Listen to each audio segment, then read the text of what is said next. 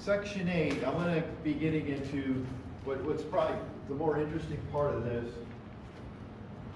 is the PCR. I normally explain this for the class, what that means.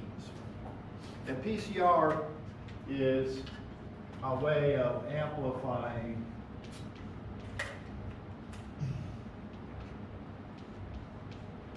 DNA. So, you know, I mean, you're assuming you don't have enough of it and you want to make more of it. Now, for a test like COVID-19, I guess they're changing it now because I think it's picking up the flu virus too, which is really great. Like, the flu cases went to 0, right? It's because, I don't know. Anyway. And then like for HIV and for PCR, you use R for HIV and for hepatitis C, you can use RT-PCR. So the RT is reverse transcriptase, and reverse transcriptase converts RNA into DNA. And then you use the PCR reaction to amplify or identify the DNA. So I used to do this in lab a lot. I've probably done over 500, anywhere close to probably maybe 1,000 PCR reactions. So I'm real familiar with it, and it's probably a pretty good test. You know, I know, like, you know, they've been using it a long time for HIV and for hepatitis C, but the problem is they started using it without really probably doing enough research or studies or whatever. And so, like, I think you end up with positive results for false positives, right? So there's probably a lot more positive cases, you know, that they're reporting than there are actual. You know, like they even say it's so sensitive that you could be over your COVID infection and still test positive weeks later, you know, even though you technically don't have an infection. So now the concept of PCR, I'm going to go through that. And I mentioned before how if you separate 2 strands of DNA or melt it by heating it up, you know, you get it real hot, right? So there's no bonds between them. So if the sequence on this end is AAA, and at the very end of this sequence it's 3 T's, then you would expect the complementary region over here to be AAA, and the complement to that to be TTT. So if you heat this up, the 2 complementary strands, when you cool it back down, come back together. Okay? So that's what they're trying to show you in this depiction here, right? It's together. You have to heat it up pretty high. You know, it's almost to the boiling temperature, right? Like 94, 95 degrees. And then when you cool it, right, it should come back together. Now let's suppose I stuck in this a TTT primer, and on this end I put an AAA. So what a primer is a small piece of DNA. You know, we used to make these. You can make them, I only show 3. You probably make it a little bit longer. You want it to be specific in the sense. So if you separate the strands and then you throw in primers, then when you cool it back down, the primer will sometimes get to this part of the DNA before that end of this DNA does. Same thing over here, right? That primer will attach to this before this piece can get down. So you have double-stranded DNA here with the primer, double-stranded DNA there with that primer.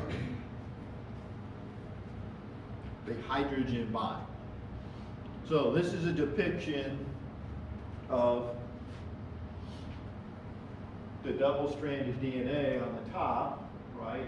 It's together. Now it's been separated by heating it up to 95 or 94 degrees. There's primer inside the reaction that you have to add so that before the two strands come back together, right, the primer attaches. It's much easier actually for the primer to stick there than it is for this big piece of DNA. It attaches because you lower the temperature. Then you bring it to another temperature that extends the primers. So polymerase, the enzyme that makes DNA, will extend that primer and this primer, and then you say made DNA. But you've made it in a specific spot. So that's one cycle. You may have heard about how they say they do too many cycles. Maybe you haven't, but that's been the criticism.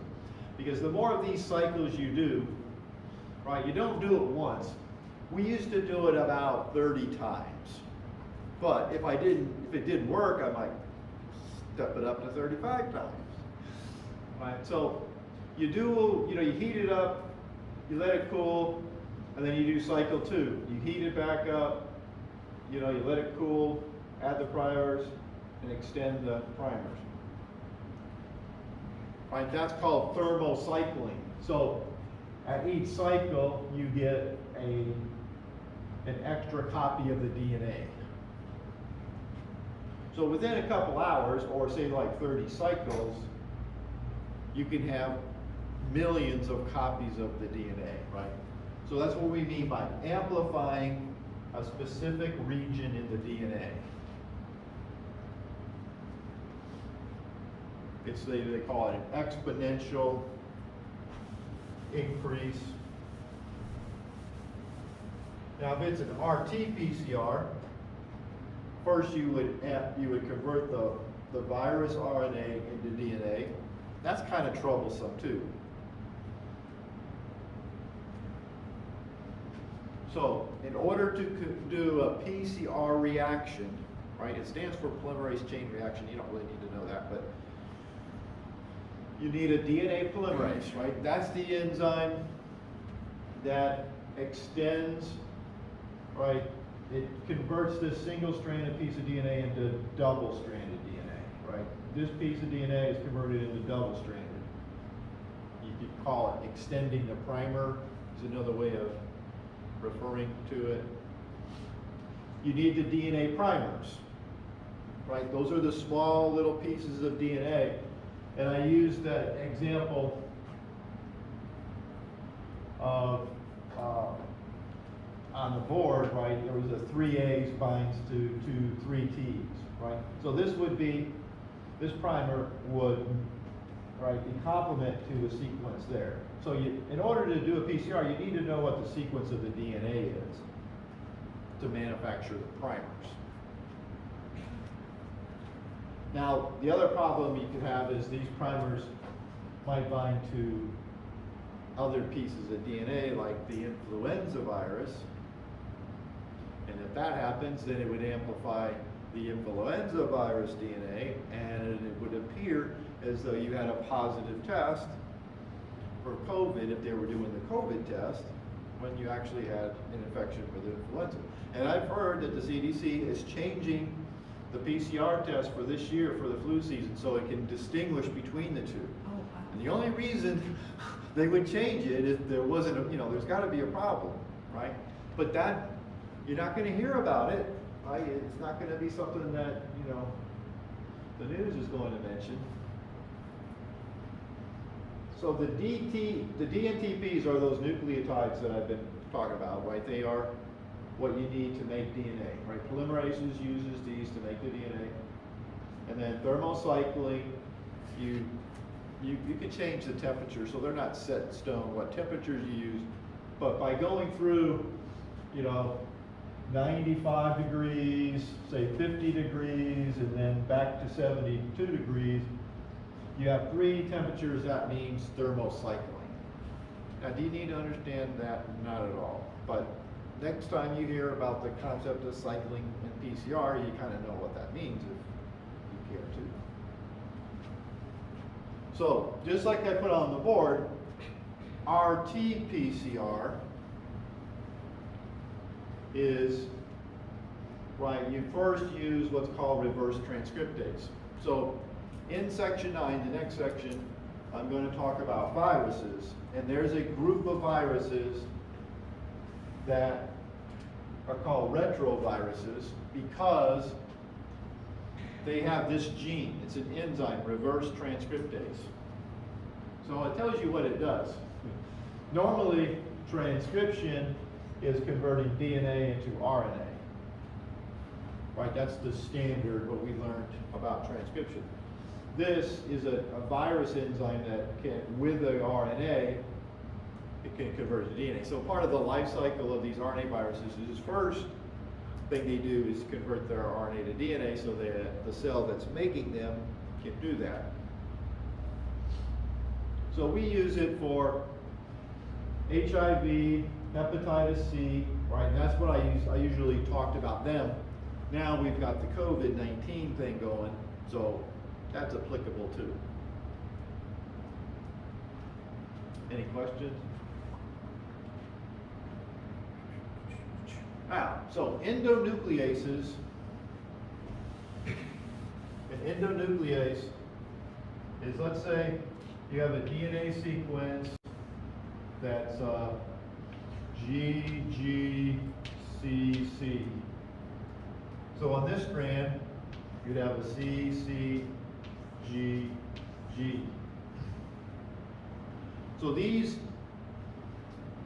enzymes, I think I mentioned this in section 7, right? It's a big protein, and it can recognize this sequence specifically. So anytime this sequence is found in DNA, then it's like a piece of scissors. It just cuts it into two. Right, it cuts it in, right down the middle. Now sometimes it's not right down the middle, it's a little bit zigzaggy, which is what this is doing. When they show, instead of it being cut straight across, it's cutting, so that you have, this is double-stranded DNA, that's double-stranded, and then you get what are called sticky ends instead. So that would mean, right, that we cut it like that instead of straight across. So you cut it there and you cut it there. In this depiction, you'd have, this would be, you'd end up with, right, this cut here, and then that would be double-stranded, and then it's hard to remember. This would still be double-stranded. Well, it's too hard to, it's easier just to show it, GGCC, and then that's cut down that way. And then this would be, so this would be single-stranded, GCC, G, and then that would be, right, GC, and then CG. So this overhang, this would still be double-stranded. This would still be double-stranded, right? But you're cutting it this way instead of right straight down. This leaves this as single-stranded DNA. And this end is single-stranded DNA. You can't see that. I can see why. I just kind of want to explain what we mean by sticky ends. So, if it's sticky like that, right, these two ends would want to come back together, right? This G would want a hydrogen bond to that C. This C would want a hydrogen bond. It'd want to come back because of the hydrogen bonding. So, if I cut this piece of DNA up here, right, this yellow piece, and the green piece with the same enzyme, they would have the same sequence overhangs that would match up.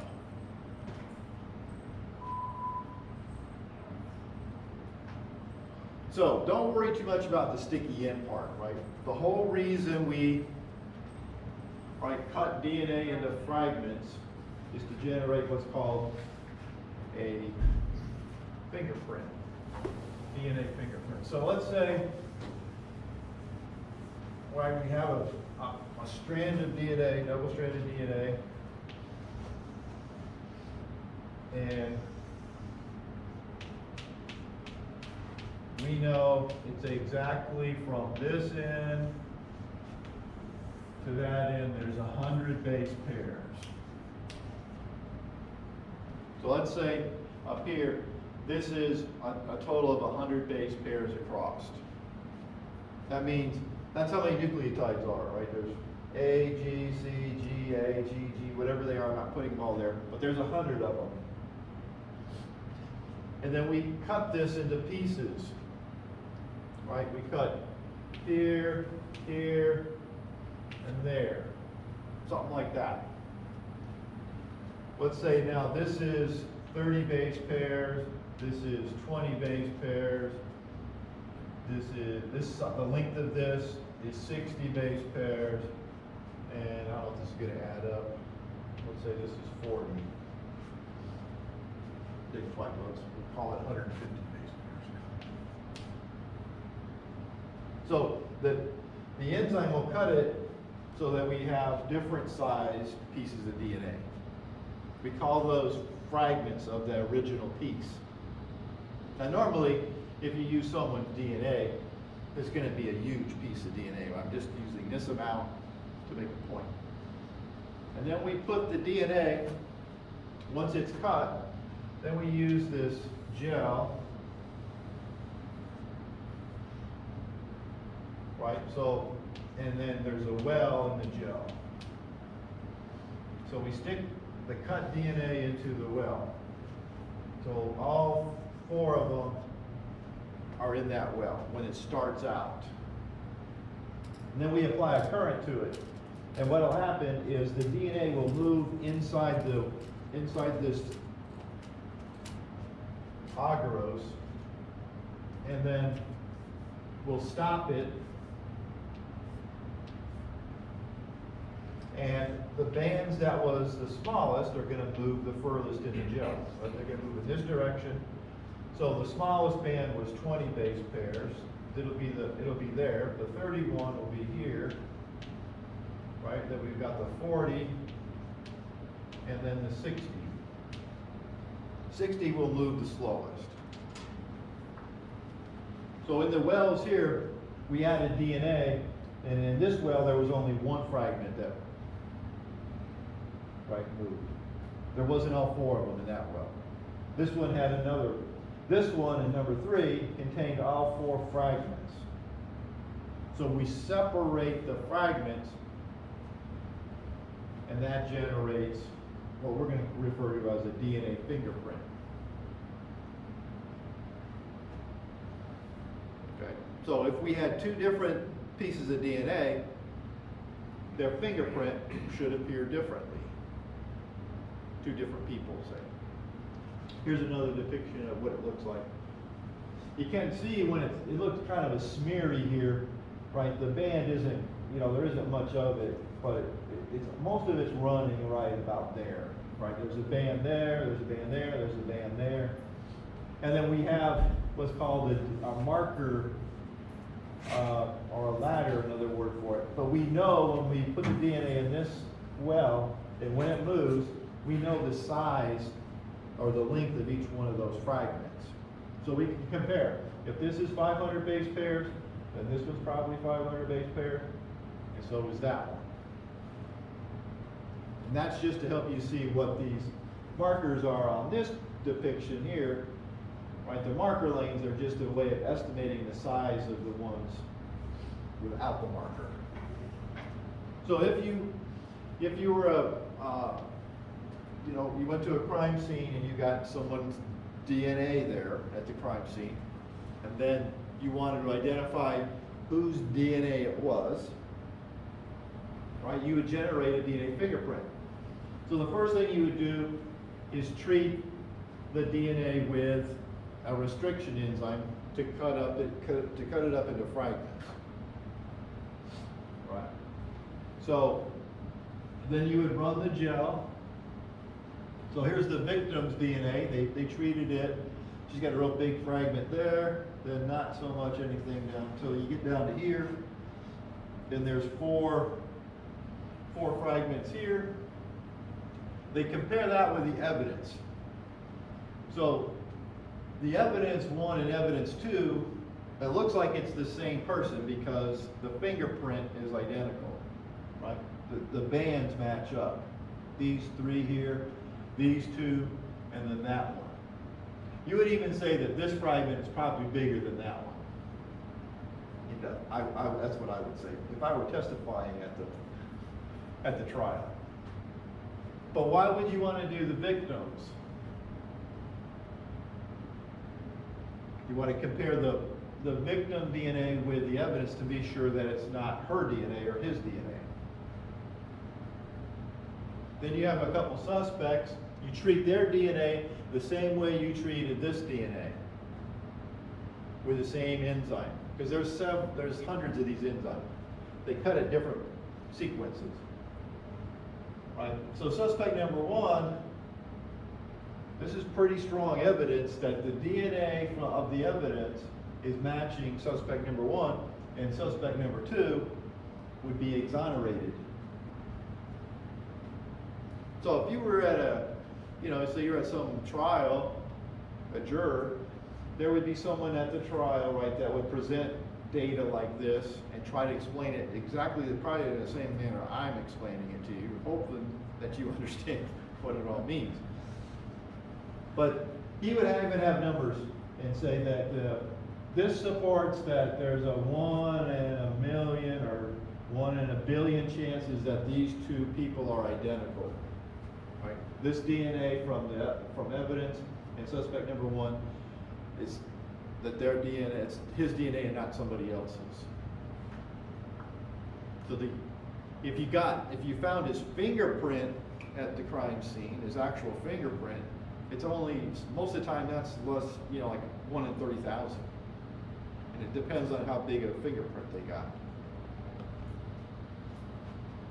So this is pretty strong, pretty good evidence. Now, when we did PCR, what we did is we made sure when we got done, we ran a gel, and if we PCR'd a fragment and it was supposed to be 150 base pairs in length, well, we could confirm it by running a gel and making sure it was 150. And sometimes it wasn't the correct size. If it wasn't the correct size, then we had to ignore it. But they don't do that with a PCR test for COVID-19, right? They just look and see if after the cycles, if it fluoresces so much, and it's not a way of knowing specifically if it's COVID-19 DNA. That's the problem with it, one of the problems. So recombinant protein this is a good, say nomenclature used, and you'll see, even on, say, bottles that have recombinant protein, they're probably required by law to say that it is, if you have some objection to it. I mean, all it really means is that a bacteria has expressed, like say it's insulin. You use a bacteria, you clone the insulin gene, you put it into a plasmid, the bacteria make the insulin, and then you have a way of purifying the insulin out of the bacteria. We did this all the time when I was working in a lab. But when you purify it, hopefully you don't have any remnant bacteria in there, or pieces of bacteria. But that's the whole shebang. Now, the way you do that is you use these plasmids, right? We talked about plasmids before. They're a circular piece of DNA. This is the origin of replication site. That means that when the bacteria have this plasmid, the same enzymes that replicate their genome, will replicate this plasmid. This one has an ampicillin resistance gene. So as long as the bacteria have this plasmid, they have the ability to, right, to be resistant to ampicillin. So this ensures that they don't drop the plasmid. Once you put it into the bacteria, you keep them in ampicillin so that it's a selective pressure so they hang on to the plasmid, right? Because they can't live without it, basically. So this is the carrier, right? You put this, but you need to insert the gene that you want the bacteria to make, right? Like I was using this example of insulin. You would clone the insulin gene into a plasmid, put the plasmid into bacteria. Now the way you put the gene, this is a list of restriction enzymes. I think I called them endonucleases, was another name for them too. They're enzymes that cut DNA. So all these plasmids that are used have what's called a polyclonal site. Clonal meaning that you can clone DNA into it. So you can cut the DNA open. There's like 10 of these enzymes listed here, and they recognize a specific sequence. So those sequences are listed right here in this part of the plasmid, and then they're put in their correct order, right? So EcoR1 cuts it first, and then SAC1, and then CAPIN1, right? So the polyclonal site is just a spot in the DNA where restriction enzymes cut, right? They just cut the DNA, just like I said here, like you cut this DNA into specific fragments. We can cut the DNA, you know, it's important like this, no, they're unique too, right? It's not gonna cut anywhere else on the plasmid. It's only gonna cut the plasmid there. Now what's interesting, I think, is if you look at the sequence of COVID-19, what does COVID-19 have, which no other virus would, are these restriction enzymes, 2 sites, right, where they can clone, you know, when they generated this in a laboratory, they use those sites to generate the COVID-19 virus. That's the smoking gun. I don't, you know, when Fauci says he didn't know it was there, well, and the only explanation for it to be there is because it was engineered by somebody. But that doesn't seem to be an important fact, I don't know. So I just want to go back over that, right, expression. You have a donor gene, you put it into the plasmid. The gene would actually be a lot smaller than the plasmid, but you clone that in there most of the time. And then you put the plasmid through transformation into the bacteria, and the bacteria would express the recombinant protein. So I'm basically wanting you to you know, be familiar with the term recombinant protein. It's not like the recombinant proteins have any, you know, I guess they get a negative connotation. They're pretty, you know, in my opinion, they're pretty dang safe. You know. Before we injected human insulin, we had to purify insulin from pigs and what was the other one? Cows, right? So when they slaughtered cows and pigs, they removed their pancreases, and they had a method of purifying insulin from them. Then when we could make recombinant human insulin, we started doing that. And there's not a big difference between the two. Insulin's a pretty small molecule for protein. So there's not much difference between the, you know, bovine insulin and human insulin. So it was okay to use it. But even things like erythropoietin, EPO, human growth hormone,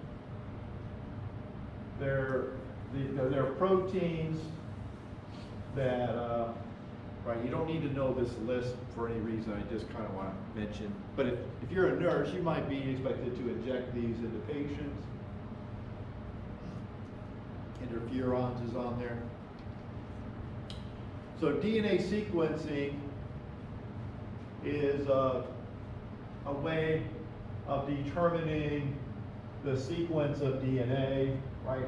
The big project we had was the human genome sequencing project, where we had to, there's 3 billion pieces of sequence to do.